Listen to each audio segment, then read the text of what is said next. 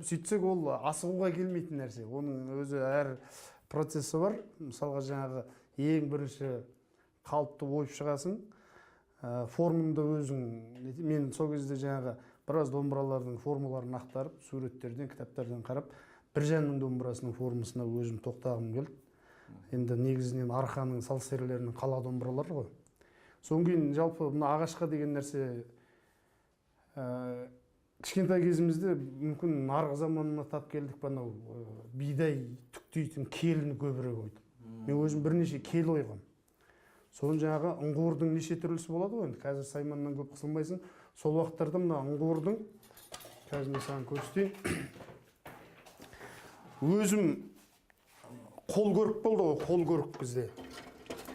Жаңағы Тәттімбет деген ағамның қол көрігі бар. Оны да ешкінің терісімен ана қақпақтар қайыңнан жасалады. Сол көрікті әкеп құрып қояды, үнем көрік басып отырып, жаңағы өмілдір құйысқанның тоғалықтары, соң кейін ауыздық, айналсоқ соғу кезінде, айырбас соғу кезінде аналарды үйреніп алғансың. Bir нәрсеге айтып, таштан көргің келіп отырасың, істегің келіп отырады. Сосын жаңағы келі үлкен мынандай ағашты аласың, оны қырсаулайсың. Астын үстін қырсаулап тастағаннан кейін ортасын жаңағы оясың ғой. Соның ұңғырдың көбі жоқ, мұндай әдемі ұңғырлар жоқ. Сосын жаңағы көрікке салып, темір терсектерді жинап, осы бірнеше ұңғыр жасаған. Енді оны кейде суын келтіре алмайсың ғой. Темірдің суы деген болады. Сөйтіп ағашпен ертерек айналысып, кәдімгідей ауырып, кейін енді кел сабы оңай болады, кел сапты жасап шығу. Енді келінің ана түбіне дейін жету дегенде қиын.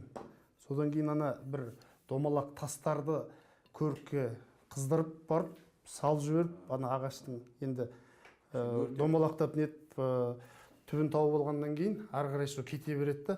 Ол мен тезірек жаңағы үңгірі несі дайын болады, қуысы.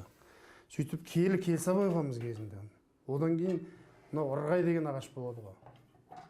Біздің шалдардың домбыра емес, қамшыны бізде ырғайдан саптайтын.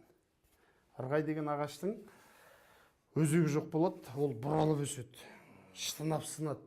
Қатқан кепкен ырғайға оның қабығынан аршымайды. Кепкен ырғайға шеге кірмейді. Сондай қатты ағаш. Тас болып қалатын ағаш. Сонымен жаңағы қамшы саптайды. Сол ырғаймен қамшы саптаған кезде оны жас күнінде тесесің. Жас күнінде тесіп барып, бір-ақ тесік жасалынады, бүлдіргі өткізетін тесік, басынан бір тесік, аяғынан бір тесік.